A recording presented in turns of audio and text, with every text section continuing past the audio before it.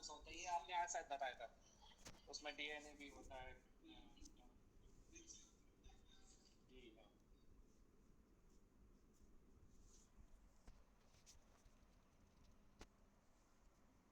अच्छा।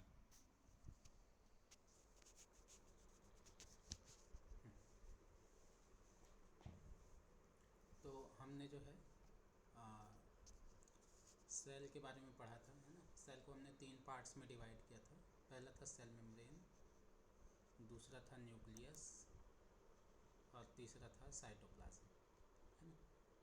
साइटोप्लाज्म के अंदर दो चीज़ें हैं, साइटोसोल और ऑर्गेनेल्स, ठीक है। सर एक बार फुल स्क्रीन कर दीजिए ना, तो और अच्छा दिखेगा ये। अब ठीक है। हाँ, अब ठीक है जी। चलो ठीक है। जी सर, अब सही। तो हम जो है साइटोप्लाज्म आज पढ़ने वाले हैं, ठीक है। साइटोप्लाज्म के अंदर दो चीज़ें हैं, एक है आपका साइटोसोल और दूसरा है आपका ऑर्गेनेल्स, ठीक है। साइटोसोल मतलब कि it is the Aquarius part of the cytoplasm outside all the organelles, ठीक है।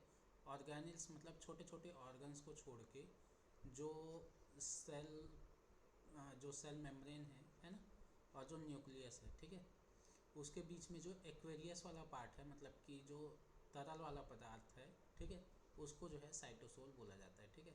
It accounts all for almost 70% of the total sale volume, ठीक है। ये क्या करता है, आपका सेल वॉल्यूम का 70% जो एरिया है ना, उसको कवर अप करता है, या फिर उतना जो जगह है घेरता है, ठीक है। नेक्स्ट है आपका ऑर्गेनिल्स। ऑर्गेनिल्स मतलब जो सेल होता है ना, उसके अंदर छोटे छोटे ऑर्गन्स होते हैं, ठीक है। जैसे माइटोकॉन्ड्रिया हो गया, है ना, लाइसोसोम हो गया, गोल्गी बॉडी हो गया, ठीक है। एंडोप्लाज्मिक रेटिकुलम हम कहते हैं ना, smooth endoplasmic reticulum, rough endoplasmic reticulum, है ना। तो वो सब क्या है, छोटे छोटे ऑर्गेनिल्स हैं, छोटे छोटे ऑर्गन्स हैं, उनको क्या बोलते हैं, ऑर्गेनिल्स बोला जाता है, ठीक है। जो कि कहाँ पाए जाते हैं, साइटोप्लाज्म में पाए जाते हैं, ठीक है। चलिए एक एक करके सबको देखते हैं। सबसे पहला है आपका माइटोकॉन्ड्रिया, ठीक है। तो माइटोकॉन्ड्रिया का ये जो है आपका स्ट्रक्चर है, ठीक है। इसमें it is a membranosus self replicating organ, ठीक है। मतलब क्या है, ये जो है मेम्ब्रेनियस मतलब कि इसमें भी क्या है, कवरिंग पाया जाता है, ठीक है। सेल्फ रेप्लिकेटिंग मतलब कि अपने आप में ही, रेप्लिकेट मतलब कि टुकड़े टुकड़े में होके विभाजित होते रहता है, मल्टीप्लाई होते रहता है, इस तरीके का ऑर्गेनिल है, ठीक है। They are involve in aerobic respiration, ठीक है। जो माइटोकॉन्ड्रिया है, इसी के अंदर ही क्या होता है, मतलब कि यही जो है वो इन्वॉल्व होता है किसमें, एरोबिक रेस्पिरेशन में। मतलब कि आपका सेल के अंदर जो सेलुलर रेस्पिरेशन होता है ना, उसमें जो है माइटोकॉन्ड्रिया जो है वो क्या करता है, आपका पार्टिसिपेट करता है, ठीक है, in the presence of oxygen, okay. इसलिए यहाँ पे लिखा है एरोबिक, ठीक है। और जब ये जो है आपका एरोबिक रेस्पिरेशन होता है, तो उसी में क्या होता है, आपका एटीपी का फॉर्मेशन होता है, ठीक है, ओके। एटीपी का फुल फॉर्म है एडिनोसिन ट्राईफॉस्फेट, ओके। ये जो है आपका रेस्पिरेशन किसके कहाँ पे होता है, माइटोकॉन्ड्रिया में होता है, ठीक है। इसको जो माइटोकॉन्ड्रिया है, this is also called powerhouse of the cell, ठीक है। इसी को क्या कहा जाता है, सेल का पावर हाउस कहा जाता है, ठीक है। किसको, माइटोकॉन्ड्रिया को। दो मेजर फंक्शंस हैं। सबसे पहले लिखा है मतलब सेल का पावर हाउस, सेल को पावर मतलब की शक्ति प्रदान सेल करता है। में क्या करता है, मतलब कि सेल को जैसे काम करने के लिए एनर्जी तो चाहिए ना, तो वो जो एनर्जी है वो स्टोर होते हैं इन द फॉर्म ऑफ एटीपी, ठीक है। एटीपी के रूप में, एडेनोसिन ट्राईफॉस्फेट के रूप में जो है आपका जो एनर्जी है ना, वो क्या होता है, स्टोर होता है, ठीक है। जैसे हम ग्लूकोज वगैरह जो है इनटेक करते हैं ना, तो उनसे मतलब सेल माइटोकॉन्ड्रिया के अंदर क्या होता है, वो जो है एक साइकिल चलता है जिसको बोलते हैं क्रेब्स साइकिल, ठीक है, जो कि चलता है आपके O2 के प्रेजेंस में, ठीक है। और उसी के थ्रू क्या होता है, आपका जो एनर्जी है ना, उसका फॉर्मेशन होता है। एनर्जी मतलब कि एटीपी, ठीक है। इसी क्योंकि अब एनर्जी उसी, अब पावर हाउस का काम क्या होता है, जनरली पावर हाउस का क्या काम होता है, एनर्जी एनर्जी बनाने को का, सेव करके रखना, है ना, एनर्जी को सेव सेव करके भी करना, रखना, बनाना। बनाना, जी है ना। तो जी उसी तरीके से माइटोकॉन्ड्रिया भी क्या करता है, एनर्जी का फॉर्मेशन करता है और उसको स्टोर करके रखता है, ठीक है। और दूसरा है सेल का रेस्पिरेशन सेंटर होता है, मतलब कि यहीं पे ही जो है, जो सेल के अंदर जो रेस्पिरेशन होना है ना, जो O2 है उसको अंदर आना है, CO2 को बाहर जाना है, वो सारा चीज़ जो है वो कहाँ होता है, माइटोकॉन्ड्रिया के अंदर ही होता है, ठीक है। जी अगला है आपका लाइसोसोम, ठीक है। लाइसोसोम कंटेन्स डाइजेस्टिव एंजाइम्स, ठीक है। मतलब कि क्या है, लाइसोसोम जो है वो कंटेन करता है, मतलब कि उसके पास क्या रहते हैं, डाइजेस्टिव एंजाइम रहते हैं। डाइजेस्टिव एंजाइम कहने का मतलब है कि एक तरीके से ऐसे एंजाइम पाए जाते हैं जो कि क्या करते हैं, उसके अंदर जो मतलब कि वेस्ट प्रोडक्ट बन रहे हैं, जैसे कि या फिर आपका जो बैक्टीरिया बन रहा है या फिर जो है आपका वायरस वगैरह जो है उसके अंदर आ रहे हैं, है ना, सेल के अंदर, तो उनको क्या करता है, ये पचाने का काम कर देता है या फिर इंगल्फ करने का, ठीक है, निगलने का काम करता है, ठीक है। जिसका जो pH वैल्यू है वो कितना होता है, 5 होता है, ठीक है। pH जानते हैं ना,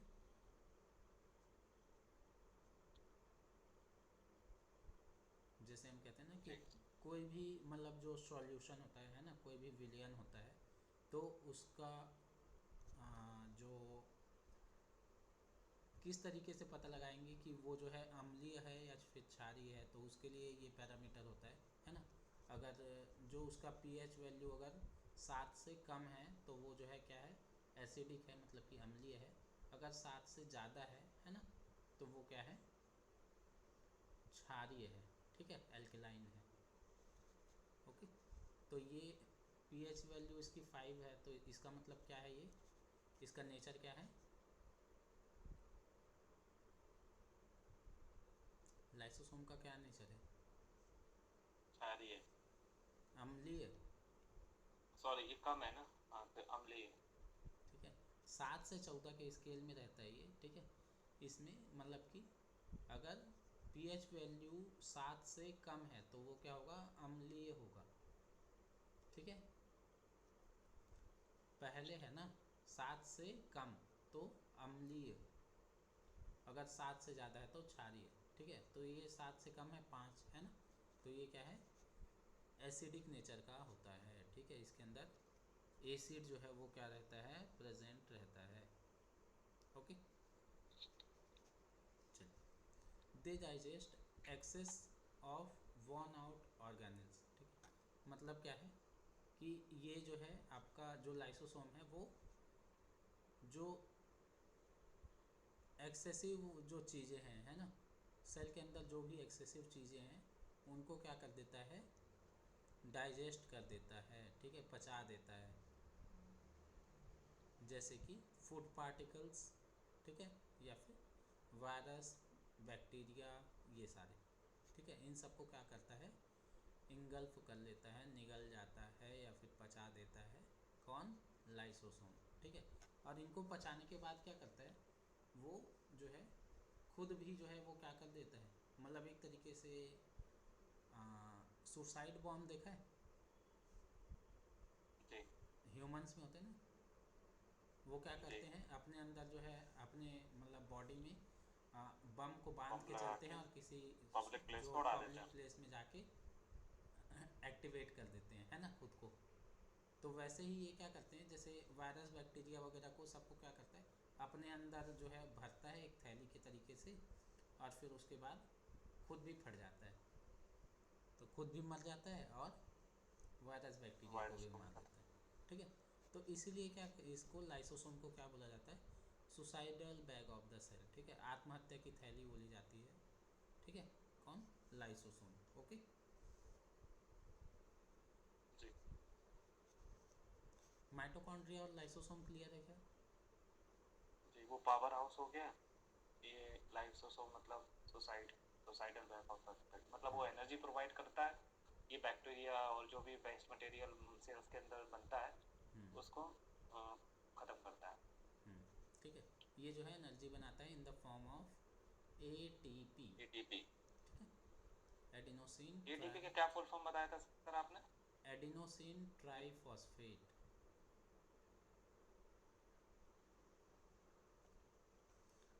ट्राई फॉस्फेट। फॉस्फेट। ठीक है, जी थैंक यू। चल अगला है अगला ऑर्गेनिल है गोल्गी अपैरेटस। इसको गोल्गी बॉडी भी बोलते हैं। ठीक है, इसमें क्या आता है, the primary function of Golgi apparatus is to process and package the macromolecules such as protein and lipids that are synthesized by cell. ठीक है, गोल्गी बॉडी का काम क्या होता है? गोल्गी बॉडी का काम होता है कि जो प्रोटीन है और लिपिड है ना, उसको क्या करता है, जो कि सिंथेसाइज हो गए हैं, उनकी पैकेजिंग का काम करता है। ठीक है, पैकेजिंग और प्रोसेसिंग का। ओके, मतलब जो आपका बॉडी में जो प्रोटीन और लिपिड का जो सिंथेसिस हो रहा है ना, संश्लेषण हो रहा है, उसको क्या करता है, ये पैकेजिंग करता है।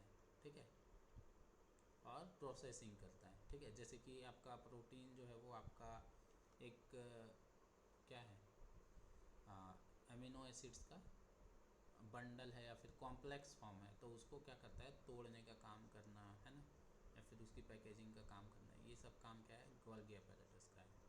ठीक है, it is a site of formation of lysosome. ठीक है, जो गोल्गी बॉडी है वहीं पे ही जो है आपका क्या बनता है, लाइसोसोम का फॉर्मेशन होता है।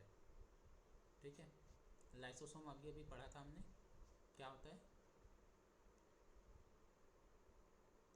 मतलब जो भी बॉडी के अंदर वेस्ट मटेरियल है उनको वो ख़त्म करता है।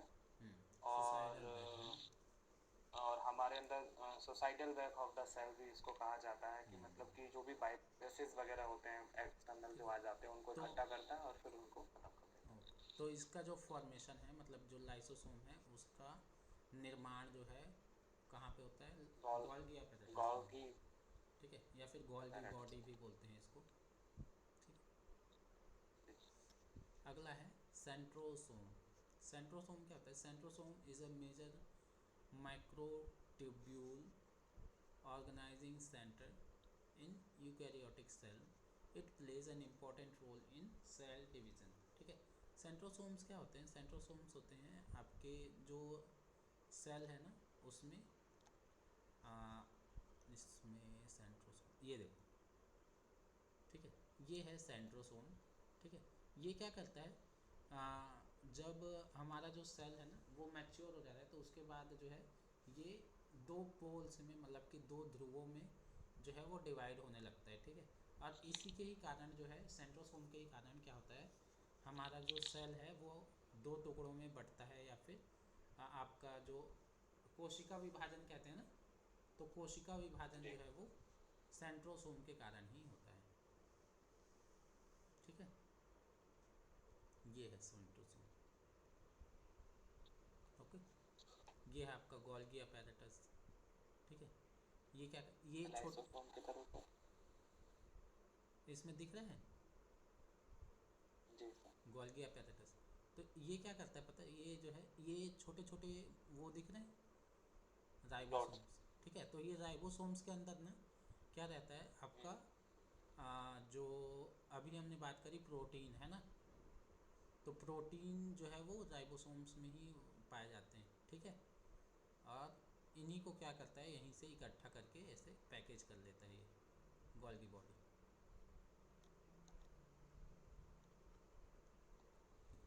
ओके, चलो, ये था आपका centrosome.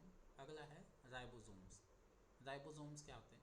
Ribosomes are the most important cell organelles. ठीक है, composed of RNA and protein. ठीक है, ये क्या है, राइबोसोम्स क्या होते हैं, आरएनए और प्रोटीन के बने होते हैं कह सकते हो, या फिर उनको पकड़ के रखते हैं, इस तरीके से आप कह सकते हो, ठीक है। दैट कवर्ड जेनेटिक कोड, ठीक है, जैसे हमने देखा था, है ना, आरएनए, एक आरएनए जी की सिमिलर होता है एक डीएनए, है ना, डीएनए के बारे में हमने पढ़ा था। जी, जो हेरेटिकल होता है, हाँ, ठीक है, तो उसी पेरेंट्स के से तरीके बच्चों से में आता है। आरएनए भी होता है, ठीक है। आरएनए जब जी जो है आ, अपने नेक्स्ट लेवल में जाता है ना, तो वही जो है वो डीएनए बन जाता है।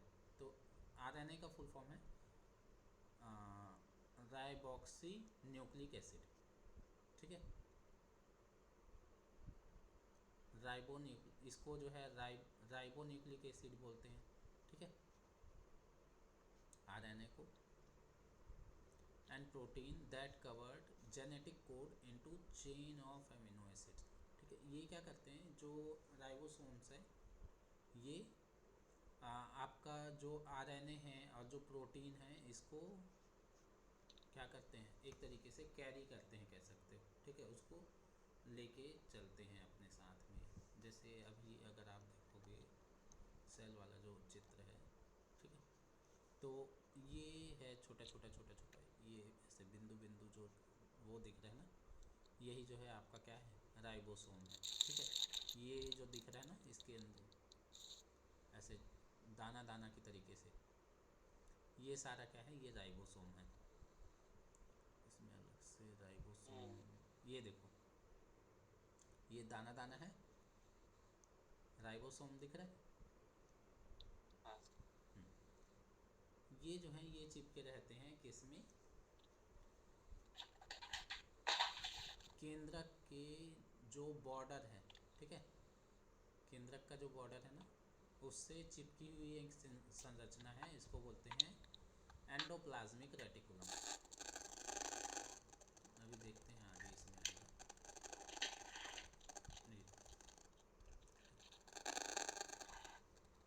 आरएनए के 3 टाइप्स बताए हैं यहाँ पे, एमआरएनए, आरआरएनए और टीआरएनए, ओके। ये उतना इम्पोर्टेंट नहीं है क्या है एमआरएनए, आरआरएनए, टीआरएनए। इसमें ये देखो एंडोप्लाज्मिक रेटिकुलम, ठीक है, एंडोप्लाज्मिक रेटिकुलम इस तरीके से दिख रहा था क्या, ये तो लाइसोसोम और गोल्गी की तरह लग रहा है, गोल्गी आगे की का तरह वो लग रहा लग रहा है। है, ये जो है ये न्यूक्लियस है। अच्छा, केंद्रक हो गया। और उसी से ये जुड़ा हुआ आपका एंडोप्लाज्मिक रेटिकुलम, ये वाला स्ट्रक्चर, ये दिख रहा है नीला नीला।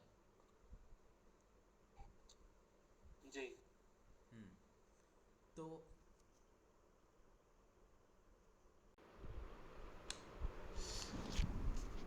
1 सेकेंड।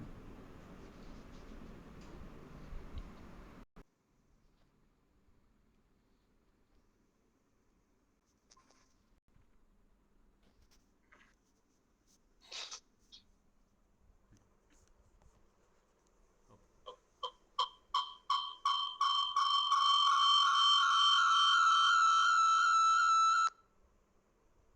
चलिए, तो ये जो आपका एंडोप्लाज्मिक रेटिकुलम है ना, ये क्या होता है, आ, इसमें कुछ जो स्ट्रक्चर हैं उनमें दिख रहा होगा कि दाना दाना के तरीके से है, ठीक है, ये दिख रहा है, इसके ऊपर ऐसे दाने दाने दाने दाने चिपके हुए हैं, ठीक है। और कुछ जो हैं उनमें दाने नहीं चिपके हुए हैं, जैसे ये है, ये पूरा चिकना है, ये देखो, इसमें कुछ भी नहीं चिपका हुआ है, ये भी क्या है, एंडोप्लाज्मिक रेटिकुलम ही है, ठीक है। तो जिसमें ये चिपका हुआ है ना दाना, उसको बोलते हैं रफ एंडोप्लाज्मिक रेटिकुलम। ये चिपके हुए दाने क्या हैं, बताया था अभी थोड़ी देर पहले, ये चिपके हुए दाने आपने वो बताया था ना, क्या बोलते हैं, क्या बोलते हैं ये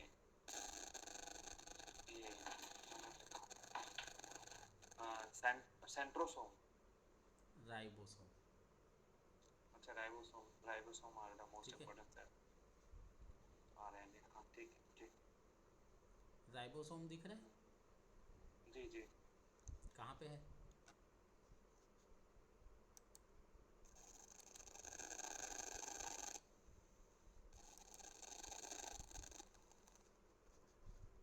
ये है राइबोसोम, ये दाना दाना ये दिख रहा है। दाने दाने डॉट डॉट डॉट जी। तो जितने भी दाने दाने हैं ना ये अलग अलग। इंटरमीडिएट फिलामेंट के बगल में जो है।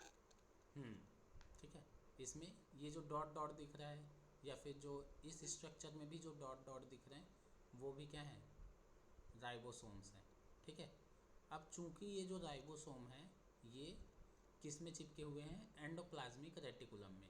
ठीक है, अब उसके अंदर दाना दाना चिपक गया है तो वो क्या हो गया, खुरदुरा हो गया, तो इसलिए इसको बोलते हैं, जिसमें चिपका हुआ है उसको बोलते हैं रफ एंडोप्लाज्मिक रेटिकुलम। ठीक है, और जिसमें नहीं चिपका हुआ है ये दिख रहा है चिकना हुआ, इसको बोलते हैं स्मूथ एंडोप्लाज्मिक रेटिकुलम। ठीक है, जी जिसमें चिपका है वो है आपका रफ एंडोप्लाज्मिक रेटिकुलम, और जिसमें नहीं चिपका है ये चिकना वाला जो दिख रहा है उसको बोलते हैं स्मूथ एंडोप्लाज्मिक रेटिकुलम। ठीक है, तो जो रफ एंडोप्लाज्मिक रेटिकुलम होता है ना, तो अभी अभी मैंने बताया था कि जो राइबोसोम है वो क्या करता है, प्रोटीन का सिंथेसिस करता है, बताया था। हाँ सर। तो अब रफ एंडोप्लाज्मिक रेटिकुलम में क्या होगा, प्रोटीन का सिंथेसिस होगा, क्योंकि उसमें राइबोसोम चिपके हुए हैं। ठीक है, यहाँ ठीक है, रफ एंडोप्लाज्मिक रेटिकुलम इसमें क्या है, राइबोसोम्स जो है वो प्रेजेंट होते हैं, है ना, वो जो दाने दाने के तरीके से चिपके होते हैं, है ना, वो थे राइबोसोम्स, वो प्रेजेंट होते हैं किसमें, रफ एंडोप्लाज्मिक रेटिकुलम में। This is a site of protein synthesis, इसमें क्या होता है, प्रोटीन सिंथेसिस का काम होता है। ठीक है, दूसरा था स्मूथ एंडोप्लाज्मिक रेटिकुलम, है ना, जिसमें कि वो जो दाने हैं वो नहीं चिपके थे, है ना, तो इसलिए उस पॉइंट को कहते हैं राइबोसोम्स आर एब्सेंट। ठीक है, राइबोसोम क्या होते हैं, इसमें एब्सेंट होते हैं, है ना, और this is a site for lipid synthesis. ठीक है, यहाँ पे क्या होता है, लिपिड का, वसा का जो है सिंथेसिस होता है। ठीक है, वसा का संश्लेषण होता है कहाँ पे, स्मूथ एंडोप्लाज्मिक रेटिकुलम में। इसको इस तरीके से भी समझ सकते हो कि वो जो चिकना है तो वहाँ पे क्या चिपकेगा, तेल चिपकेगा। ठीक है, और जो रफ है तो वहाँ पे खुरदुरा है ना, तो वहाँ पे राइबोसोम जो है वो चिपके होंगे और वो क्या करेंगे, प्रोटीन को सिंथेसाइज करेंगे। ठीक है, ओके।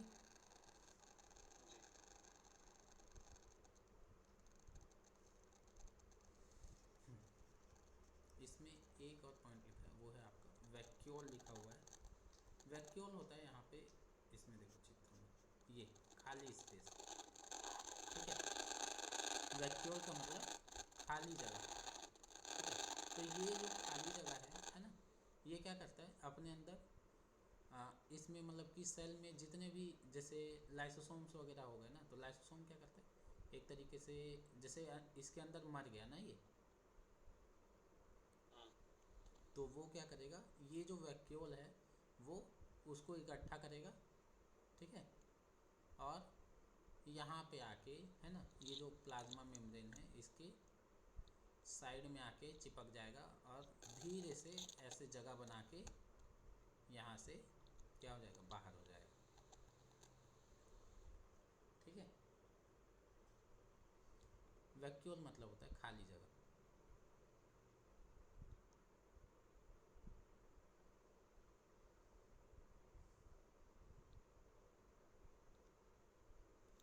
तो इसमें मेन हमने देखा क्या क्या था, सबसे पहले था सेल मेम्ब्रेन, है ना, ये आउटर वाली कवरिंग जो कि क्या होती है, डबल लेयर होती है ना, डबल लेयर होती है ना। और इसका काम होता है, अच्छा और एक चीज़ और बताया था, ये जो है किसकी बनी होती है,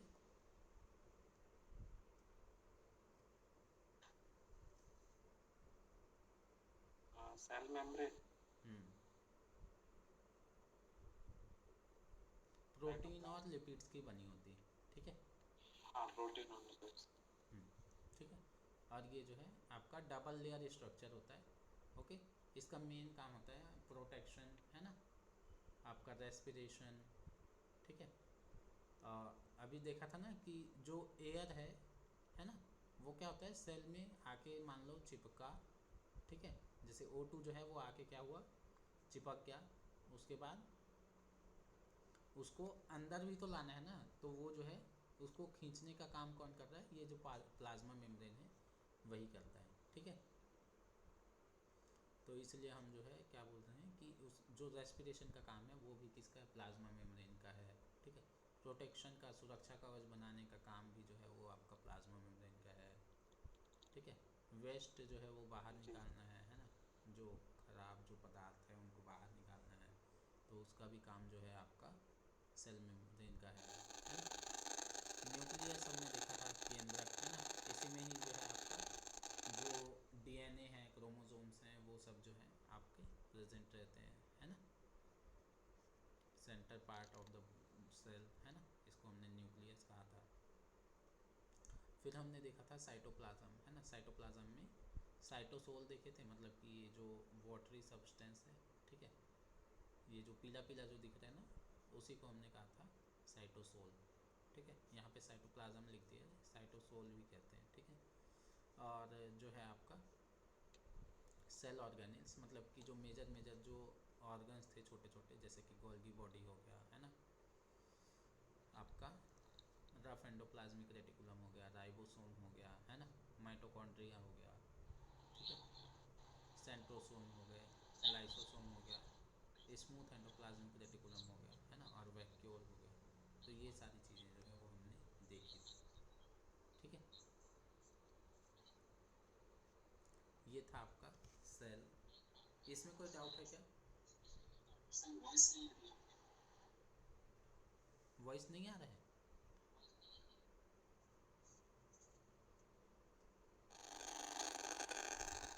अभी आ रहा है? हाँ सर, अब ठीक है। तो सेल में कुछ डाउट है क्या? नहीं सर। इजी था? जी सर। चलिए आगे चलते हैं। टिश्यू, ठीक है। टिश्यू का आपने बताया था कि जो सेल्स हैं, है ना, वही जो है ग्रुपिंग करके, मतलब इकट्ठे होके क्या करते हैं, आपका टिश्यू का फॉर्मेशन करते हैं या फिर टिश्यू बनाते हैं, है ना। यही था।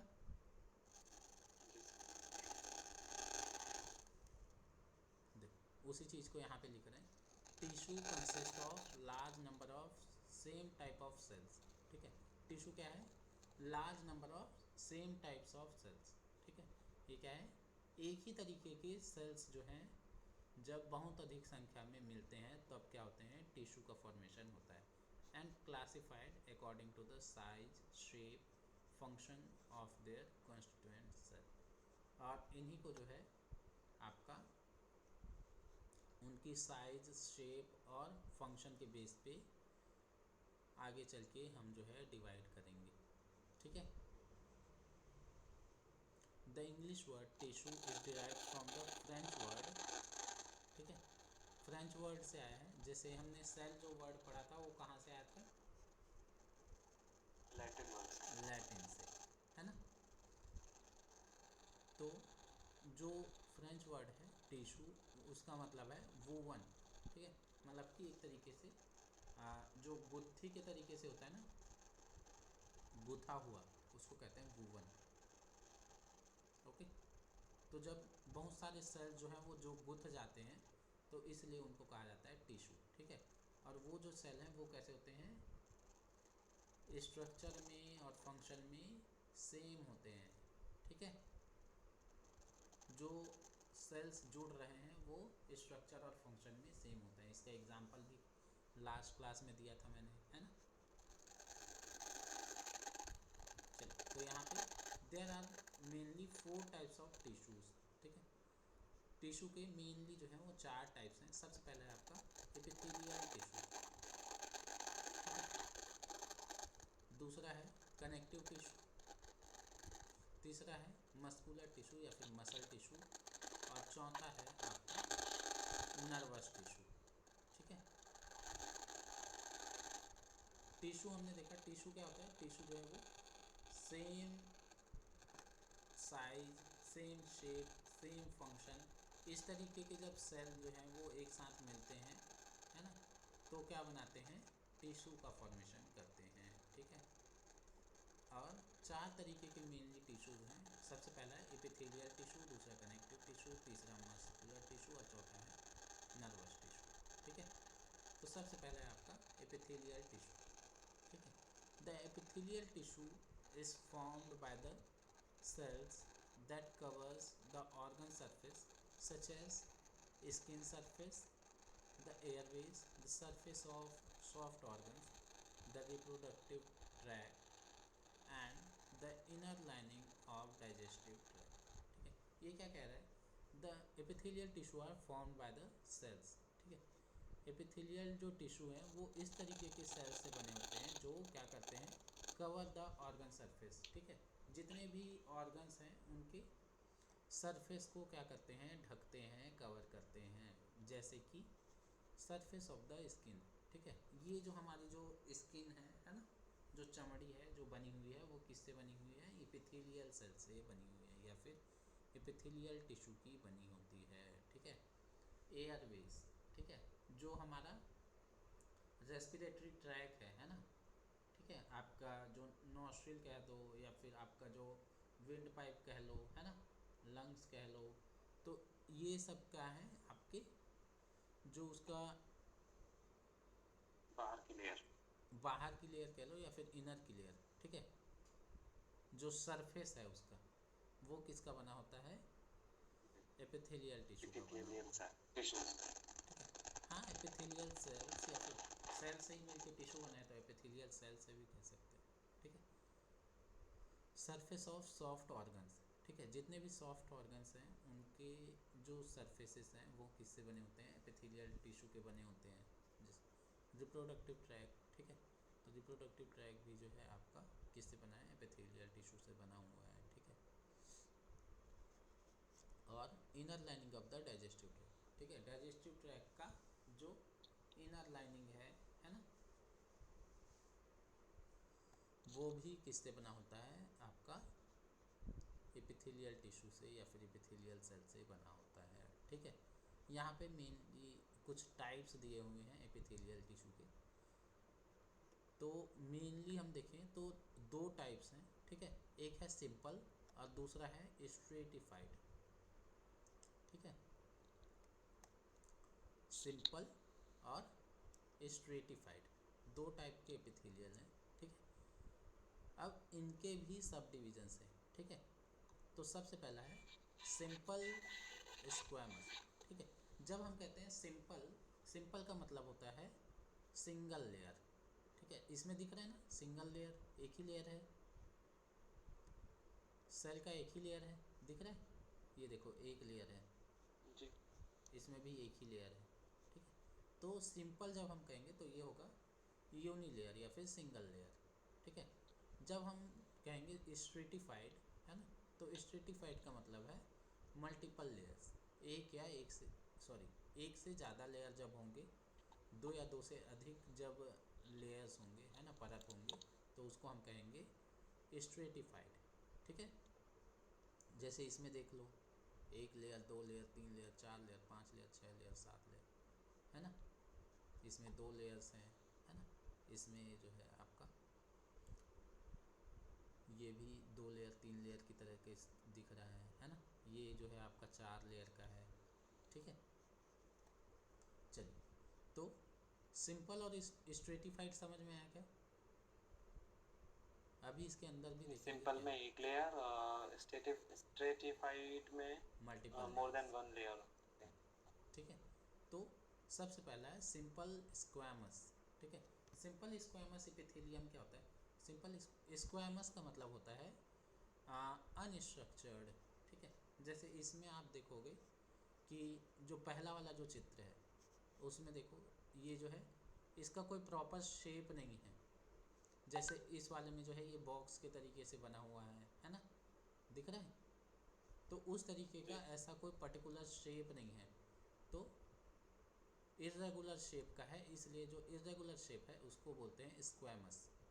ठीक है, तो सिंपल स्क्वैमस, ठीक है क्या, जी समझ में आया। जी simple sir. Simple squamous epithelium समझ में आया क्या। हाँ, इसका कोई शेप नहीं होता है, हम्म अनस्ट्रक्चर्ड रहता है और सिंगल लेयर होता है, ठीक है। और सिंगल लेयर रहता है। हाँ ठीक है, अब वही सेम जो है आप स्ट्रेटिफाइड स्क्वैमस में देख लो। स्ट्रेटिफाइड स्क्वैमस में लेयर जो है वो बस बढ़ जाएंगे और इनका जो स्ट्रक्चर है वो अनडिफाइंड होगा, है ना। जैसे इसमें देख सकते हैं ये, जी इसका कोई प्रॉपर शेप नहीं है ना। ठीक है, जी स्क्वैमस समझ में आ गया।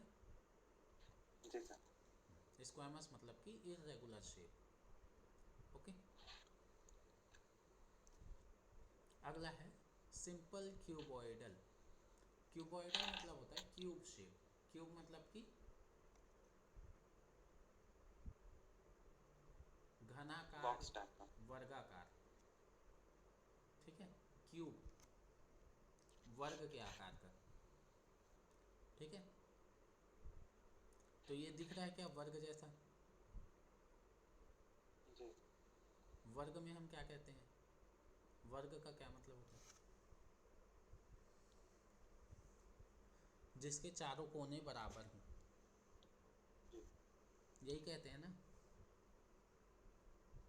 तो इसमें दिख रहा है जी जी ना, जैसे इसको देखें तो ये ऐसे एक बॉक्स के तरीके से, है ना ये। तो सिंपल क्यूबॉइडल, सिंपल क्यूबॉइडल मतलब कि सिंगल लेयर है और इसका जो स्ट्रक्चर है वो कैसा है, क्यूब के तरीके से है। ठीक है, एक ये वर्ग के तरीके से। ठीक है, वैसे ही स्ट्रेटिफाइड क्यूबॉइडल, स्ट्रेटिफाइड मतलब बस नंबर ऑफ लेयर्स बढ़ गए हैं, है ना। और शेप जो है वो कैसा है, क्यूबॉइडल है ये, है ना। ऐसे बॉक्स के तरीके से, एक दो तीन चार पाँच छः सात आठ, है ना। तो ये क्या हो गया, स्ट्रेटिफाइड क्यूबॉइडल। ठीक है, अगला है सिंपल कॉलमनर। कॉलम जानते हैं, जी। कॉलम कैसा होता है,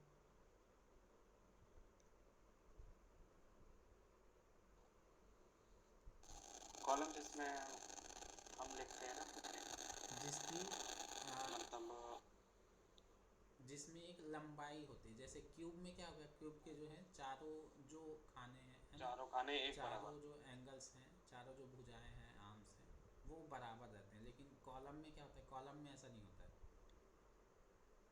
कॉलम में एक तरीके से जो रेक्टेंगल वाला जो शेप है उस तरीके का शेप आता है ना।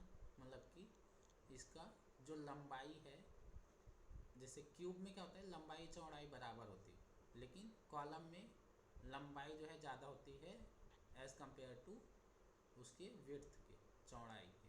ठीक है, तो इसमें दिख रहा है ये चौड़ाई इसकी कम है, लंबाई इसकी ज़्यादा है, इस तरीके से स्ट्रक्चर है क्या, ये दिख रहा है। नहीं। हाँ हाँ। इसमें लंबाई ज़्यादा है ना चौड़ाई के कंपेयर में, जी, या लंबाई ज़्यादा है, चौड़ाई कम है। हम्म, ठीक है। एक एक सेल है ना ये, जहाँ ये डॉट जो ब्लैक डॉट है वो क्या है,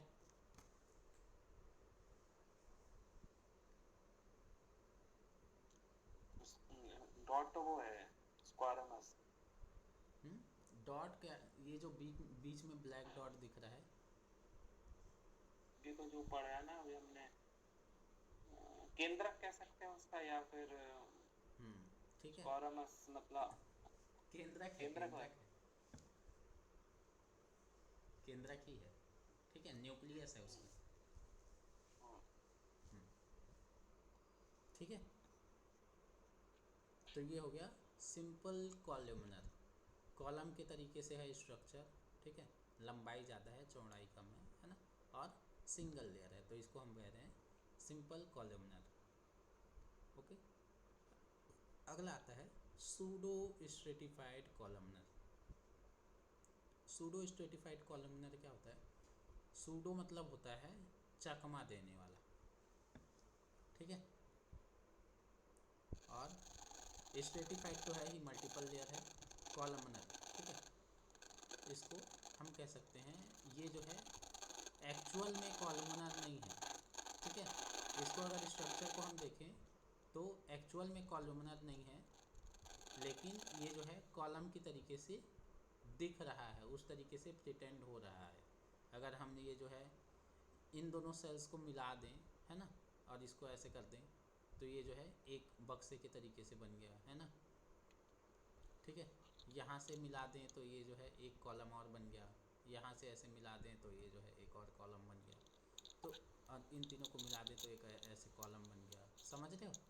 सूडो मतलब होता है जी सर। नकल करना। सूडो ये जो है कॉलमनर की तरीके से नकल कर रहा है, एक्चुअल में कॉलमनर नहीं है, ठीक है। हाँ जी सर। अगला है ट्रांजिशनल। ट्रांजिशन होता है इन सब का मिक्सचर कह सकते हो आप इसको। जैसे नीचे वाला जो लेयर है वो जो है कॉलमनर के तरीके से है, ठीक है। बीच वाला जो लेयर है वो जो है आपका क्यूबॉइडल के तरीके से है, और ऊपर वाला जो लेयर है वो स्क्वैमस के तरीके से है। देख रहे हो बीच में ये ऐसे। सबका मिश्रण रहता है। ट्रांजिशन मतलब मिक्स वाला, ठीक है। तो जी एपिथेलियल के टाइप्स क्लियर हुए क्या? जी। मतलब इसमें ये 2 2 4 2 6 लगभग 7 टाइप्स के हो गए ये। हम्म, ठीक, ओके। चलिए कुछ फंक्शंस देख लेते हैं एपिथेलियल टिश्यू के।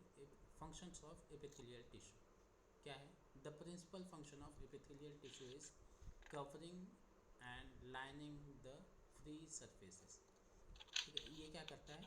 कवरिंग बनाता है, और कवरिंग या फिर लाइनिंग कह सकते हो, ठीक है। किसका?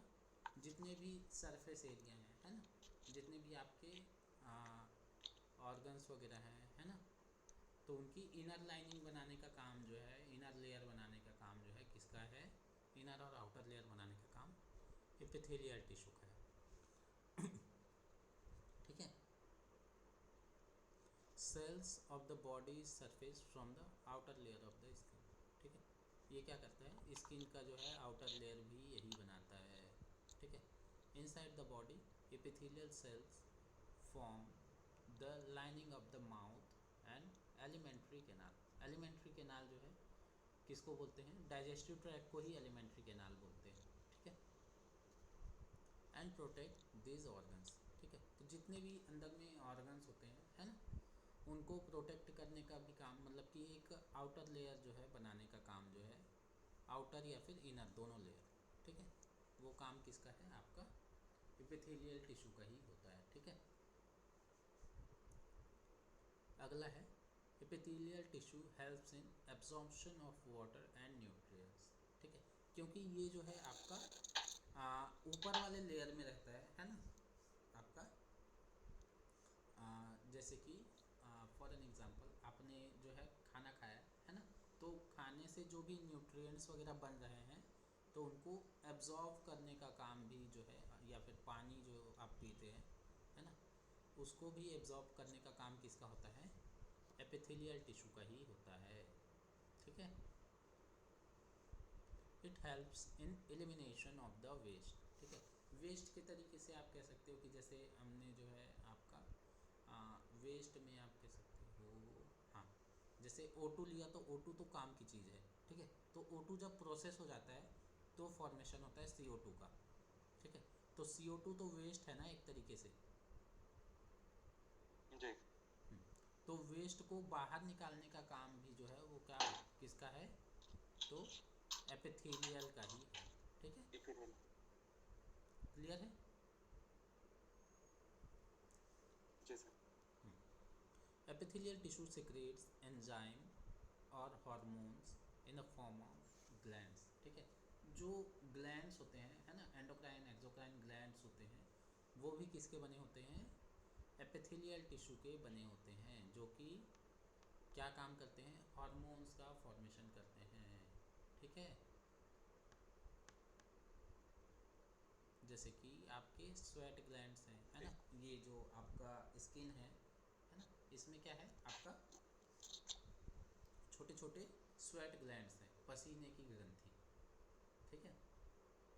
तो वो भी किसके बने हुए हैं, एपिथेलियल के ही बने हैं, एपिथेलियल सेल के। ठीक है।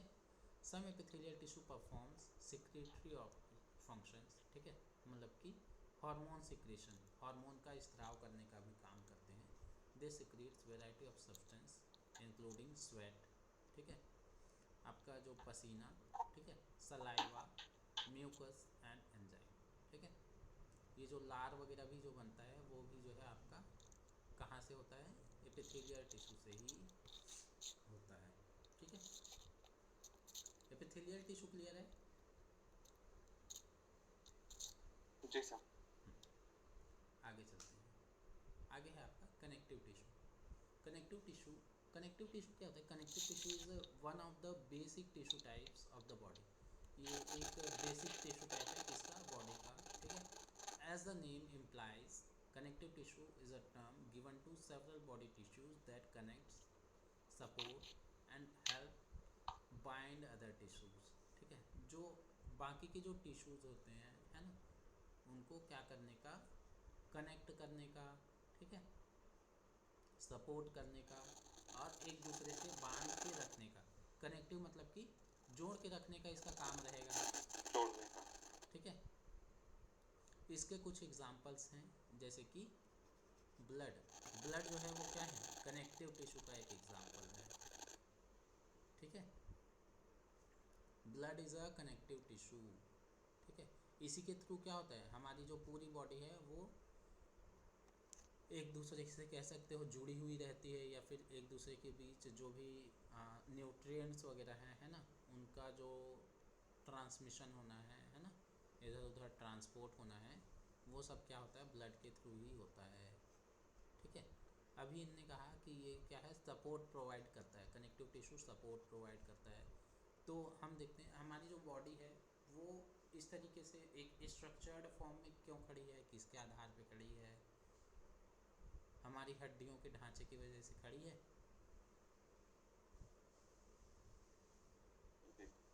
तो एक फ्रेमवर्क जो है वो प्रोवाइड करता है कौन, कनेक्टिव टिश्यू, ठीक है।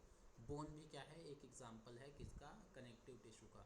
कभी कभी पूछ लेते हैं ब्लड जो है वो क्या है, कनेक्टिव टिश्यू है, ठीक है। Connective tissue. Blood is a connective tissue, bone is also a connective tissue, ठीक है। टेंडन, टेंडन और लिगामेंट जानते हैं।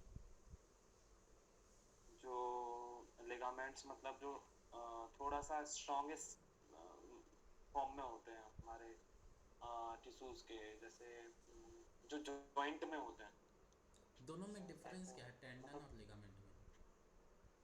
लिगामेंट्स तो थोड़ा मजबूत होते हैं, अंदर इनर लेयर में होते हैं थोड़ा सा। एपिथेलियल जो सेल टिश्यूज होते हैं उसके थोड़ा सा नीचे होते हैं, ठीक और है। थोड़ा मतलब मजबूत, मतलब स्ट्रांग होते हैं।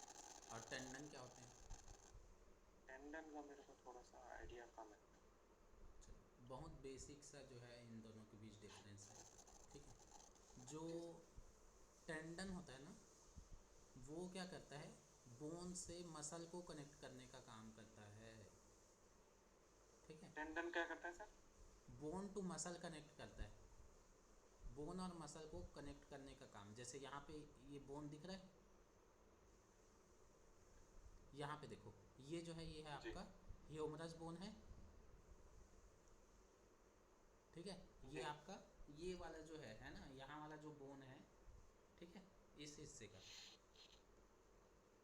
ठीक है। यहाँ वाला बोन है ना, ये दिख रहा है चित्र में, हाँ, दिख रहा है। ठीक है। और इसके आसपास जो मसल्स हैं, है ना, हमारे ट्राइसेप का मसल, बाइसेप का मसल, ठीक है। तो जो बोन से मसल को कनेक्ट करे उसको हम क्या बोलते हैं, टेंडन। टेंडन बोलते हैं, ठीक है। Ligament sir? अब आगे देखते हैं लिगामेंट क्या होता है। लिगामेंट क्या होता है, लिगामेंट जो है वो बोन टू बोन कनेक्ट करता है, अच्छा। ठीक है। जैसे कि आपका जो घुटने का जॉइंट है, ठीक है, घुटने में अंदर में एक ऐसे बॉल के तरीके से होता है, उसके बीच में एक लिगामेंट रहता है,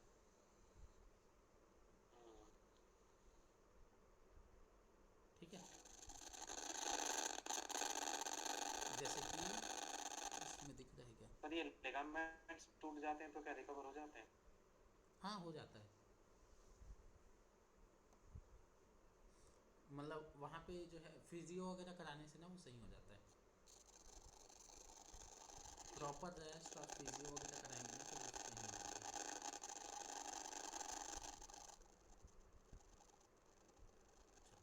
ये था हमारा कनेक्टिव। Adipose, sir adipose.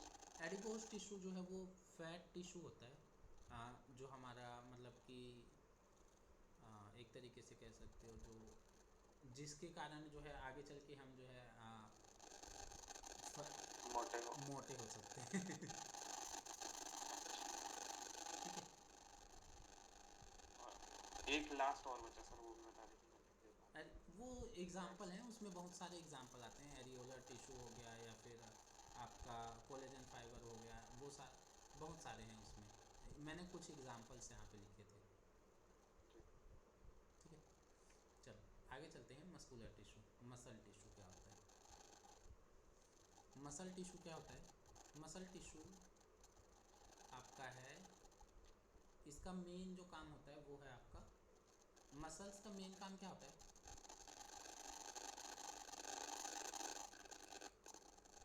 हुँ? जो हमारे कुछ मतलब ऑर्गन्स होते हैं उनको थोड़ा सा चलो, प्रोटेक्ट करना। बोन्स से जुड़ के मूवमेंट प्रोवाइड करना, या फिर जहाँ पे हाँ, बोन भी नहीं है तो मतलब वहाँ पे भी, न्यूरोलॉजिकल जो भी होता है वो उसी से होगा। हाँ ठीक है। हाँ और तो जितना भी मूवमेंट वगैरह का काम है ना वो है मसल मसल्स से का, हो। ठीक है, क्लियर है? जी sir, movement of the body का वो उसी ओके, से होगा। ठीक है।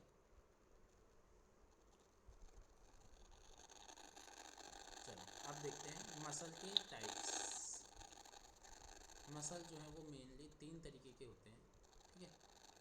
सबसे पहला है स्केलेटल मसल, ठीक है। स्केलेटल से आप क्या समझते हो?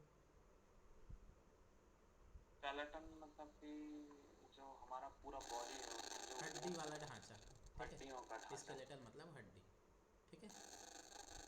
तो स्केलेटल मसल कह रहे हैं यहाँ पे, तो ऐसे मसल्स जो कि स्केलेटल से मतलब कि हड्डियों से कनेक्टेड रहते हैं, ठीक है।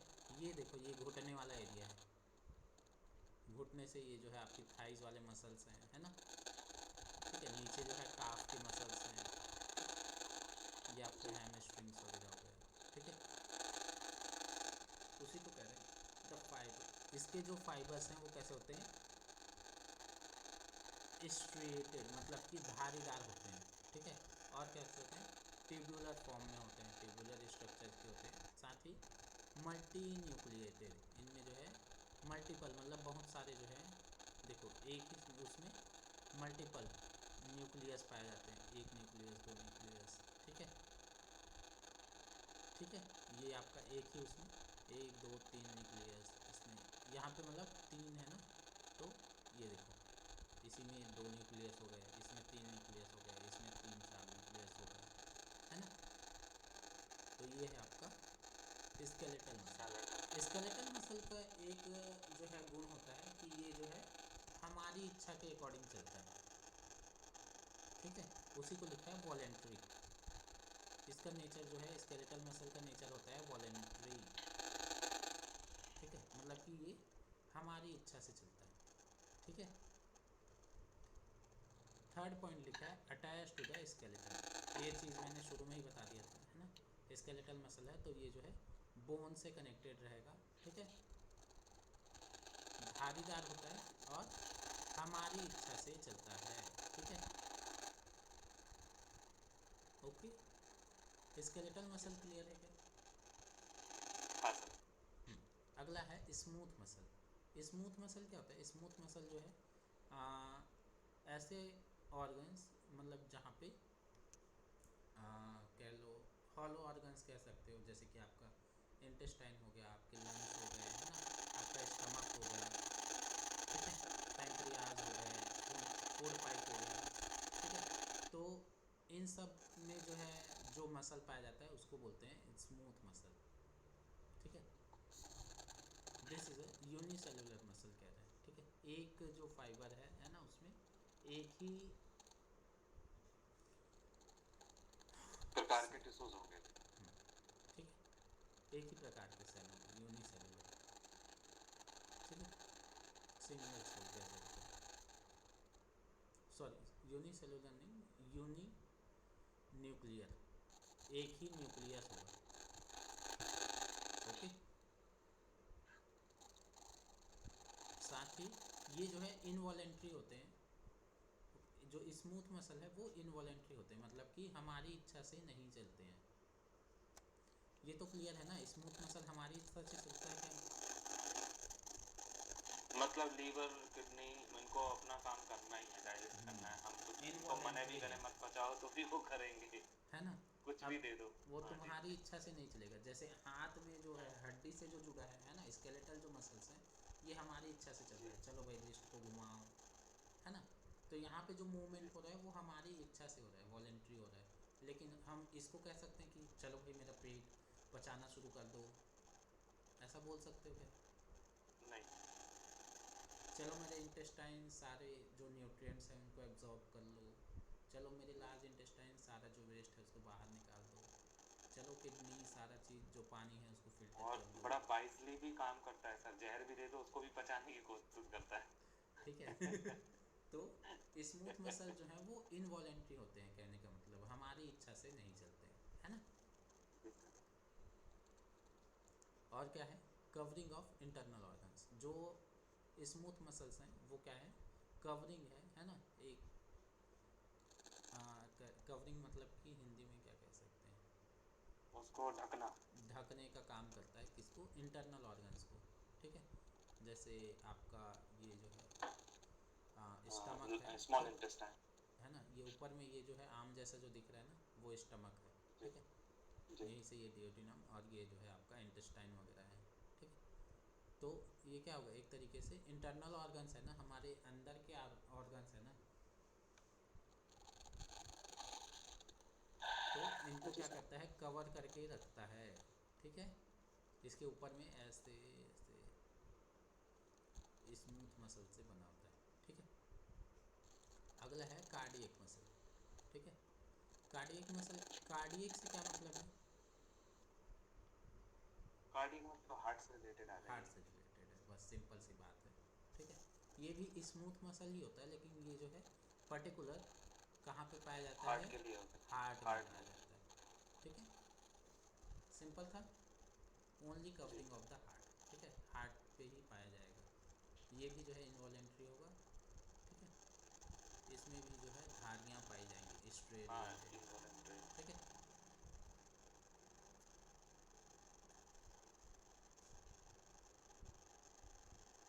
लास्ट है आज का, नर्वस टिश्यू। नर्वस टिश्यू क्या है, nervous tissue is the main tissue of the nervous system, ठीक है। ये क्या है आपका, नर्वस सिस्टम का मेन टिश्यू होता है, क्या चीज़, नर्वस टिश्यू जो है वो नर्वस सिस्टम का मेन पार्ट होता है, ठीक है। नर्व्स जो है, जैसे हमने शुरू में कहा था कि जो सेल होते हैं, है ना, वो क्या होते हैं, structural and functional unit of the body, क्या होते हैं, सेल को कहते हैं, है ना, शुरू में बताया था सबसे पहली क्लास में। जी सर। तो जब हम कहेंगे structural and functional unit of nervous system, तो वहाँ पे आएगा न्यूरॉन्स, ठीक है, या फिर नर्व सेल, अच्छा ठीक है, न्यूरॉन्स जी। ओके। आगे कहते हैं contains two distinct cells, first one is neuron and second one is glial cells, ठीक है। अब जो नर्वस टिश्यू है उसमें दो तरीके के सेल्स होते हैं, सबसे पहला होता है न्यूरॉन, ठीक है। ये जो बड़ा वाला दिख रहा है चित्र में, है ना, ये जो है ये है आपका न्यूरॉन है, ठीक है, एक न्यूरॉन का ही चित्र है ये, ठीक है। और एक होता है ग्लियल सेल, इसी में ही छोटे छोटे छोटे छोटे कम डेवलप्ड कह सकते हो आप, या फिर सपोर्टिंग कह सकते, इसके सपोर्ट में जो है कुछ जो है सेल्स चिपके होते हैं, ठीक है, जो कि इसकी कार्य क्षमता को बढ़ाने का काम करते हैं, ठीक है, उनको बोलते हैं ग्लियल सेल्स, ठीक है। It consist of dendroids, cell body, axon and nerve endings, ठीक है। तो ये जो न्यूरॉन है ना, इसमें कुछ कुछ संरचनाएं पाई जाती हैं। तो कौन कौन सी संरचनाएं हैं भाई? इट कंसिस्ट ऑफ डेंड्रॉइड्स, ठीक है। ये जो दिख रहा है ना, ये सिर्फ एक न्यूरॉन का है चित्र, ठीक है। ऐसे ही बहुत सारे न्यूरॉन मिल मिल के क्या करते हैं, नर्वस सिस्टम को बनाते हैं। नर्वस सिस्टम से पहले नर्वस टिश्यू को बनाएंगे, ठीक है,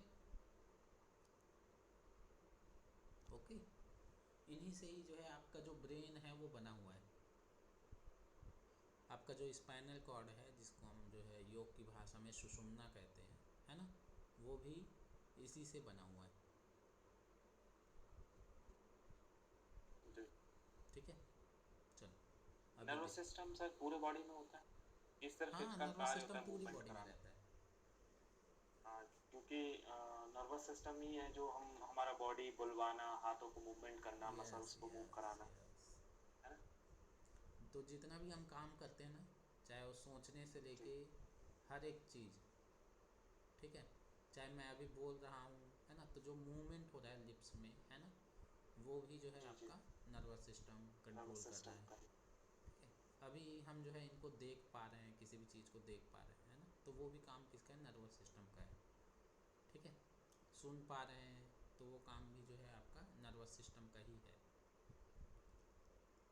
मतलब जो भी काम, इसको कहते हैं रिस्पॉन्स टू स्टिमुलाई। जितने भी स्टिमुलस हैं, है ना, मतलब कि जैसे हम मान लीजिए अगर आग में अपनी उंगली को ले जाते हैं, है ना, जैसे एक बच्चा है जी तो वो आग में जब उंगली ले जाता है तो उसको पता थोड़ी है, लेकिन जब जलता है तो वो कितने फ्रैक्शन तुरंत फट से हटाता है ना। जी जैसे फॉर एन एग्ज़ाम्पल कोई जो है आपके साथी, दुश्मन कह लो, दुश्मन, ठीक है, तो वो जो है अगर तलवार लेके जो है आपको काटने के लिए दौड़ेगा, तो फिर आप भी भागोगे ना उसके रिस्पॉन्स में, या फिर लड़ाई करोगे, जो भी है ना, फाइट और फ्लाइट वाली जो कंडीशन है, या तो मैं लड़ूँ उसको मार दूँ, है ना, अगर वो मेरे से ज़्यादा तगड़ा हो गया है तो फिर मैं क्या करूँ, यहाँ से खसक लेता हूँ, है ना, यही जी। रिस्पॉन्स होगा। तो वो सारे जो रिस्पॉन्सेस हैं कि जो है आपको लड़ना है कि जो है भाग जाना है वहाँ से, इस तरीके का भी जो रिस्पॉन्स है वो भी क्या है, इसी से ही आपके न्यूरॉन्स ही डिसाइड करते हैं, ठीक है, ओके। जी इसको सर। हम डिटेल में जो है जब नर्वस सिस्टम पढ़ेंगे तब देखेंगे, ठीक है, अभी एक टिश्यू के तरीके से ही पढ़ रहे हैं, ठीक है, ओके।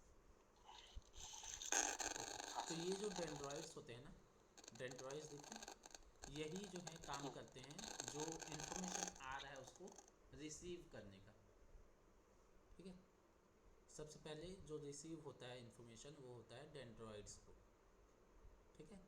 अब डेंड्रॉइड से आप इसको ना एक तरीके से समझो कि आपका ये है कंप्यूटर। देखा है, कंप्यूटर में तीन चीज़ें होती हैं, एक होता है आपका इनपुट, और एक होता है प्रोसेसिंग यूनिट, और एक होता है आउटपुट आउटपुट। यूनिट, है ना। तो इसको उसी तरीके से देख लेते हैं। तो ये हो गया आपका इनपुट, आ गया यहाँ से, है ना, कोई भी जो इन स्टिमुलस है वो आपका एंटर हो गया, जो भी आपने संवेदना होनी है ना, वो एंटर हुआ। बीच में जो आपका है सेल बॉडी, ठीक है, ये जो सेंटर वाला जो पार्ट है जो ब्लू ब्लू दिख रहा है, इसको हम कहते हैं सेल बॉडी, ठीक है। उसके बीच में ये जो सेंटर में दिख रहा है इसको कहते हैं न्यूक्लियस, ठीक है। अभी हमने पढ़ा था जितने भी सेल्स होते हैं उनमें क्या होता है, न्यूक्लियस होता है। तो ये भी क्या है, न्यूरॉन भी एक तरीके का सेल है, ठीक है, इसमें भी क्या है, न्यूक्लियस पाया जाएगा, ठीक है, ओके। ये जो पूंछ के तरीके से दिख रहा है ना, ये इसको बोलते हैं एक्सॉन, ठीक है, ये जो नीला नीला पूंछ के जैसे दिख रहा है इसको बोलते हैं एक्सॉन। ठीक है, ये जो नीली वाली उसमें गद्दी जो दिख रहा है ना, इसको बोलते हैं माइलिन शीथ। ठीक है, ये क्या करता है, एक्सॉन को प्रोटेक्ट करता है कह सकते हो एक तरीके से। गद्दे शीथ मतलब गद्दे के तरीके से फॉर्म स्ट्रक्चर है। ठीक है, जो कि माइलिन का बना होता है। ठीक है, तो ये क्या करता है, एक्सॉन को प्रोटेक्ट करने का काम करता है। अब दो माइलिन शीथ के बीच में गैप दिख रहा है यहाँ पे, जी ये गैप दिख रहा है, ये गैप दिख रहा है। तो ये जो गैप वाला जो एरिया है उसी को बोलते हैं नोड्स ऑफ रेनवायर।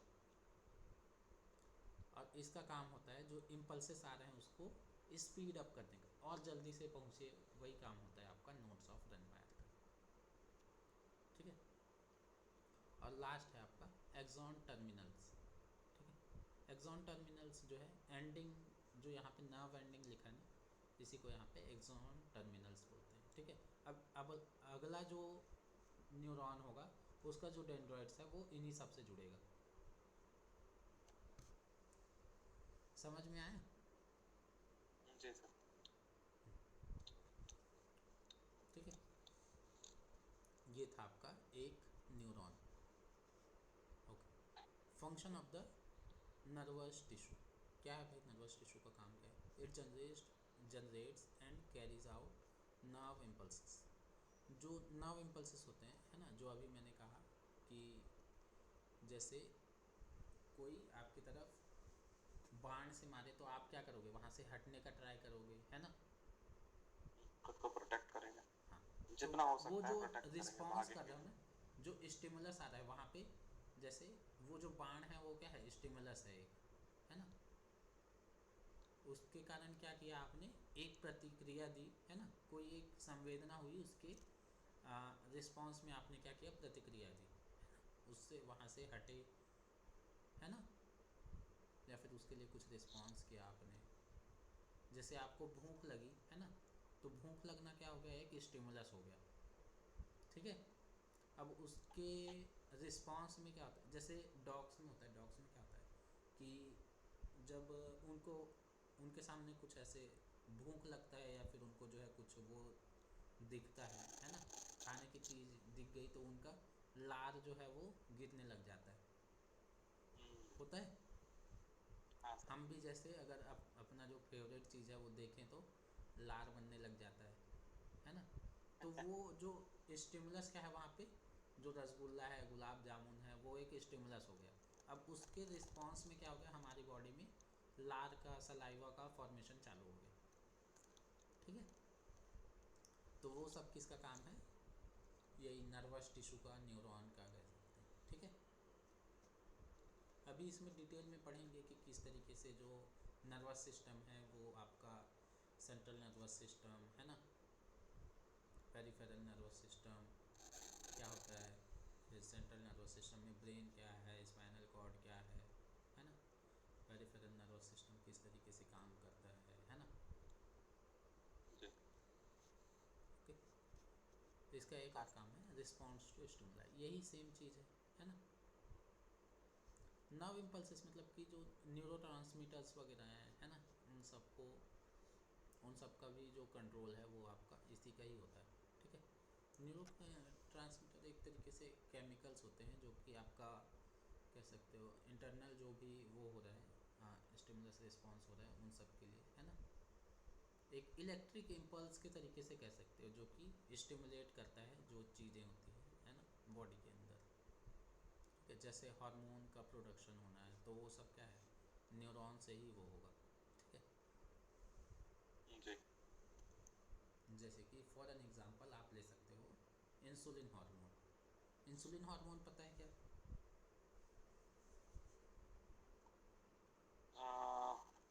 हाँ, शुगर को कंट्रोल करता है। शुगर को कंट्रोल करता है, बहुत बढ़िया। ठीक है, पैनक्रियास से स्टिमुलेट होता हाँ, पैंक्रियाज में बनता है ना। है। तो जी। पैंक्रियाज में ऐसे ही नहीं बन जाता है। ठीक है, जब हमारी बॉडी में जब हम फूड इनटेक करते हैं ना, तो शुगर लेवल जो है वो क्या होता है, राइज होता है, बढ़ता है। ठीक है, जैसे जैसे हम ग्लूकोज खाया हमने तो शुगर लेवल बढ़ा,